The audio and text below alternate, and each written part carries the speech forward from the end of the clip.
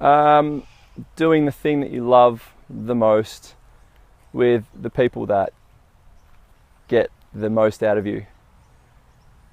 So for me, it's getting up, coming in to work and seeing all my colleagues, my friends, all the people I consider to be my family, and they help me get better, get stronger every day, and it's reciprocal. So that's my happiness. My happiness is doing what I love doing with the people that I love doing it with. And happiness is intrinsically linked to purpose, and joy is a short-term outcome that comes from doing something that you enjoy doing. So I find joy in helping people grow stronger. I find joy in lifting weights. I find joy in spending time with the ones I love. But I find my pure source of happiness comes from doing the thing that I love doing every single day, which is coaching. And coaching comes in many forms of teaching and educing, changing behavior. That's what I love, and that's where I draw happiness from. The joy comes when I have the breakthroughs that are associated with that. And I think if I'm being completely honest with myself, I've just had a little epiphany that we would find a lot more meaning in life if we chased what made us happy as opposed to chased the things that gave us joy. Very, very important to me, a very important aspect of my development. Particularly, I wish I could go back 10 years, 12 years and say to me then, here is one of the key ingredients to being happy. It's having the ability to acknowledge the people around you and the things around you that make you feel safe, secure and loved. So I practice gratitude a lot. There are some times where I'm hitting slumps and I realize that I haven't been practicing my gratitude. But for me, it's something as small as just waking up in a warm bed and acknowledging that I'm safe, I'm secure, I've got 4 walls and a roof, and I can go to the tap and turn it on and I've got clean, hot water ready to go. The little things like that really put things into perspective have helped shape me to become the person that I am, for better or worse. Hard work and perseverance. Yeah, hard work. So hard work's a word that gets thrown around a lot. I think that you can get stuff done without working hard. I think that the term hard work is, I don't want to say overrated, because there's a time and place for hard work, and I don't want to take away from people that work their asses off. But at the same time, people ask me about my job, and I tell them about the hours, and I tell them about the stuff that we have to do away from the coaching, and people always say, "Oh, that must be hard work," and it's not hard work. It's just a little bit draining, but that's the job. And the perseverance comes from practicing the discipline that's required to do those little things so that my job doesn't become hard work. I need to keep those things in perspective. So, the coaching and the getting people stronger and having fun with clients and making meaningful and long-lasting relationships, that's not hard work. But then programming and admin and all the stuff that I would rather not be doing, that for me is a little bit more of the hard work. But if I look at it as hard work, then it's going to be hard work. So yeah, for me it's just having the discipline to do the things that I need to do so I can keep doing the things that I love doing. Well, everything that we do is based around communication, and having the ability to communicate with someone on their level, in their language, not like in a different dialect necessarily, but having the ability to, or the empathy to communicate with someone on their level, and being able to have the perspective that comes with someone else's point of view goes a long way in helping build relationships and maintain relationships as well. And if you can't do that, you're going to find yourself very alone and kind of stranded in trying to find your purpose and your drive. Greg, one of my friends and mentors, he encourages me to find allies. He calls them allies. It's people that want to help you on your journey. They're not necessarily going to do things for you, but they're going to be sources of inspiration and purpose that you can draw upon. So someone that can give you a little pat on the bum and say, hey, you've had a tough week, but we've noticed and we think you're doing a great job. I get more from that than I do from people telling me, like giving me the attaboy all the time. I don't do things because I want the recognition, but it's nice to have every now and again someone just stop and say, hey dude, I noticed that you've really been busting your ass this week, and that's awesome. So little things like that, they only come when you've got that group of allies around you, and it's all about building strong foundations and then raising people up on that platform together, as opposed to racing to the top of the pyramid and leaving a lot of people behind. You can't do that if you're not building strong relationships. So yeah, for me, I'm very fortunate that I've managed to surround myself with really good people. And that started in high school and then sort of dipped off a bit after high school. But I found my feet again, and I've always managed to find myself surrounded by really great people that have helped me stay on the path, or even helped me make course corrections and have helped me change paths as well. So yeah, that's only come from my ability to communicate and resonate with a myriad of different people. Growth. If you're not growing, then you're dying. And that's essentially the law of physiology. When an organism enters an environment, the organism has three options. It can adapt, it can optimize, or it won't. And then the organism dies off and the environment moves on and it looks for its next victim, I guess you could say. And we're constantly doing that. We're sitting on this continuum of adaptations and optimizations. And when we're not chasing one or the other, we get stagnant. And that's where people start to fall into that pit, or they get stuck in the trap of comparison. So for me, growth is a very important aspect of developing my better, happier, stronger self. But I don't look at it as growth, I look at it as challenge.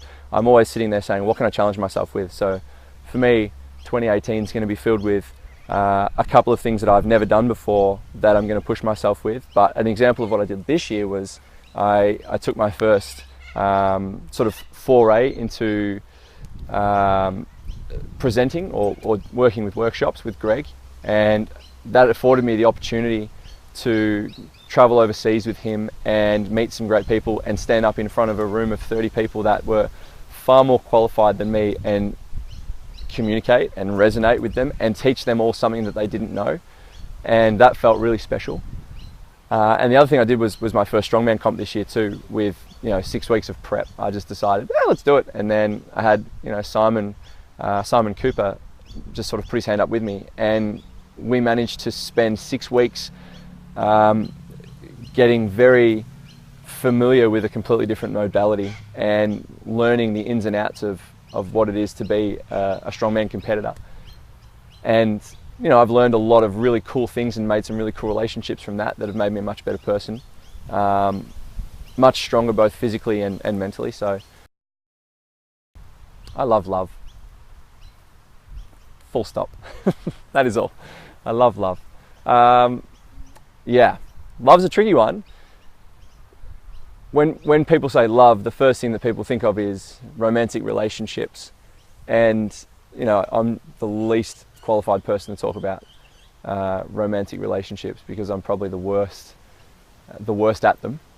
And that actually, if I'm going to get real about it, that stems from my ability to love myself, and that's one of the biggest issues that I have, is being able to acknowledge that I need just as much love as the people around me that I give all of my love to. And there's a very famous line from a song, one of my favourite songs actually, by a band called Alter Bridge, and the singer Miles Kennedy wrote this song. It's called Watch Over You, and one of the lines is, how can you love someone but not yourself? And it really, really resonates with me, that if we're constantly giving from our cup all the time and not refilling it, we're going to have an empty cup, and we're almost giving empty love. And that's a quick it's a quick way to fall into a pit of I can't think of the word. It's looking. It's like a searching for love outside of yourself. I can't remember the word. I've completely gone blank. Yeah, external validation. That's the trap of external validation. When you're giving empty love and receiving empty love, then all you rely on is empty love to validate your existence. And we need to take, especially in a world that's governed by social media and technology, where dating has become as easy as swiping on a screen. There's a lot of empty love going around, and it's almost gone from I'm looking for Mr. or Mrs. Right to I'm looking for Mr. or Mrs. Tonight.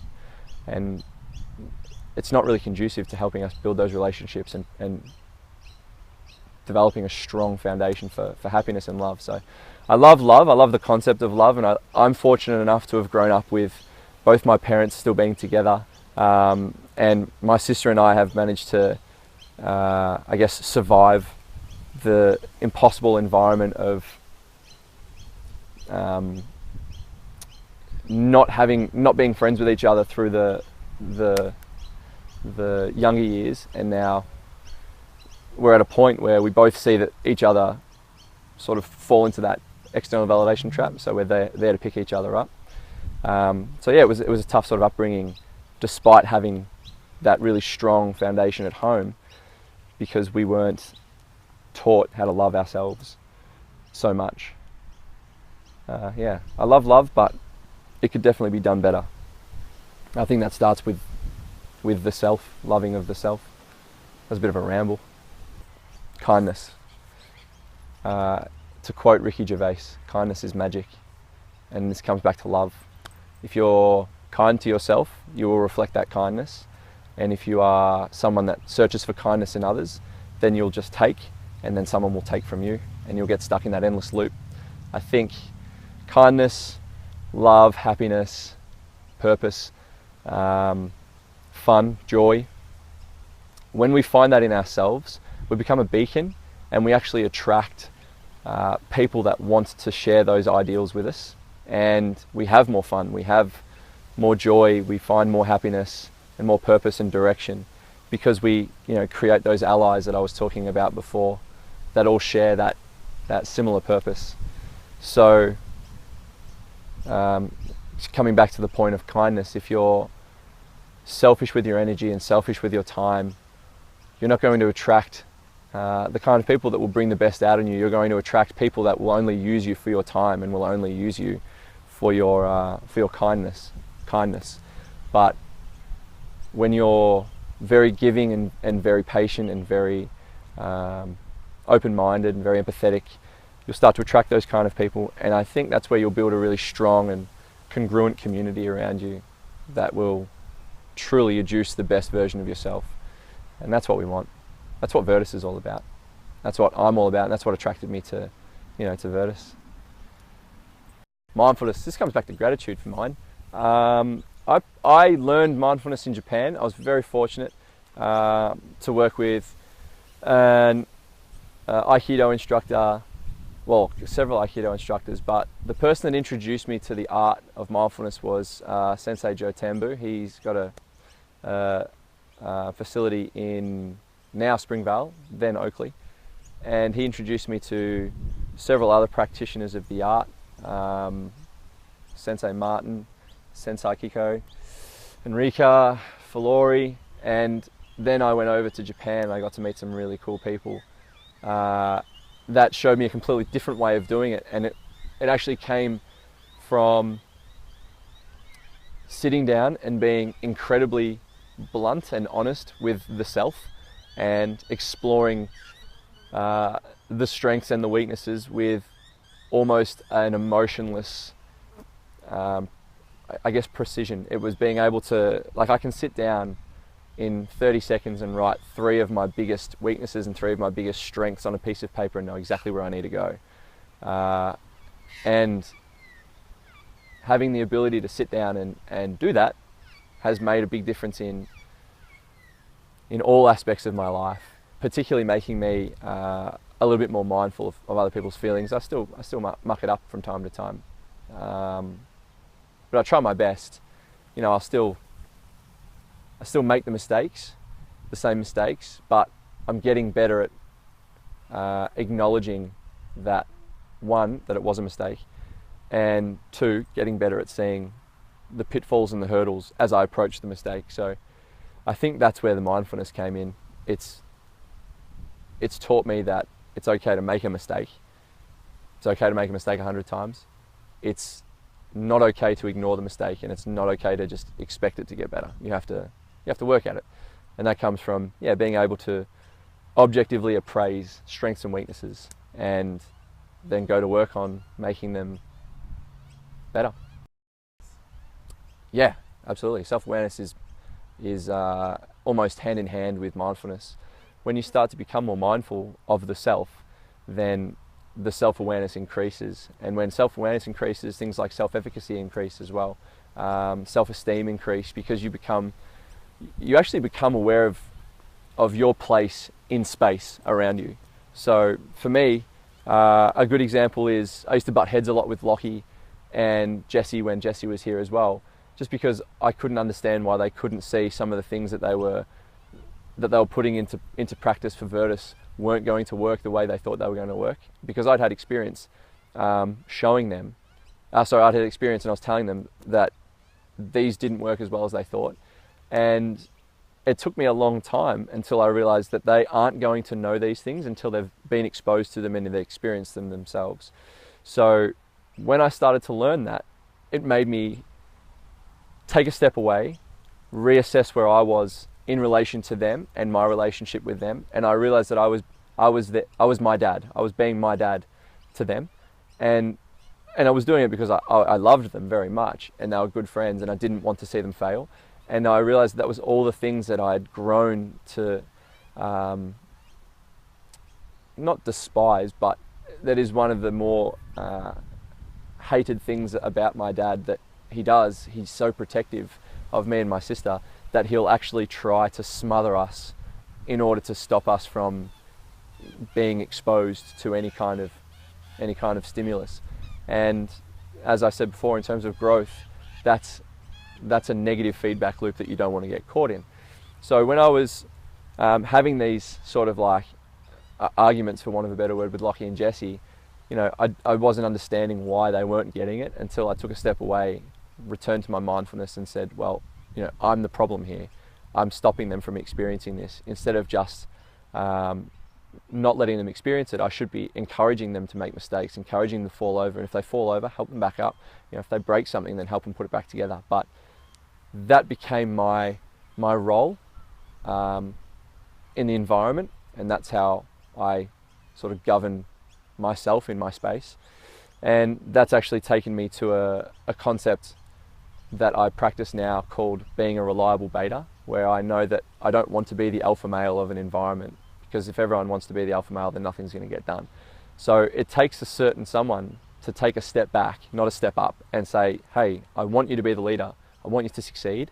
But in order for you to do that, you need someone that's not fighting you. You need someone that's fighting with you, and I'm happy to do that.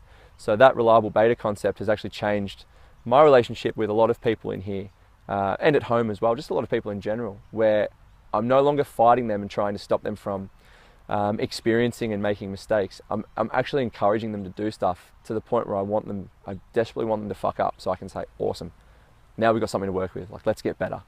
And that was one of the greatest sort of self-realizations that I came to from practicing that mindfulness and that self-awareness. Perspective is my word of the year. One of my favorite sayings is context is king. And if you don't have the context, then you're just guessing. And if you're guessing, then you're not assessing. So everyone needs to take a step away from what they see and what they know and appreciate that someone else is seeing and knowing something from a completely different perspective. Have I told you about my red pen example? So I get to work with some really cool kids, some school kids, and I was able to go out there and talk to a whole class about the difference between objective and subjective, and explain to them how important perspective was in terms of what we do for a job, and then how that was applicable to life. And one of the things that I use is a red pen. And I normally target the loudest, sort of most obnoxious person in the room, because that's the one that I know I can get through to. And it was a girl in this instance, and I could tell she was the queen bee of the class. And I gave her a red pen, and I said, "What's that?" And she goes, "It's a pen." I'm like, "Great, but be more specific. Like, what is it?" And she said, "It's a red pen." I'm like, "Okay, cool. It's a red pen. Can we all agree that it's red?" And everyone put their hand up. I was like, "Great. So we all agree that it's a red pen, and we can go anywhere in the world, and everyone agrees that this is a red pen." And they all said, "Yep, absolutely." I was like, "Cool. Well, that's objective." So the perspective right now is that we all agree that that's a red pen. What if I said it's a blue pen? And then she laughed and said, "I'd call you an idiot." I'm like, "That's fine. That's totally fine. But did you know that I'm colorblind?" And she looked at me like I had two heads. I was like, "I'm colorblind. How do you know I can't see that as blue?" And she goes, "What do you mean you're colorblind?" I was like, "I can't see red. So it's actually grey.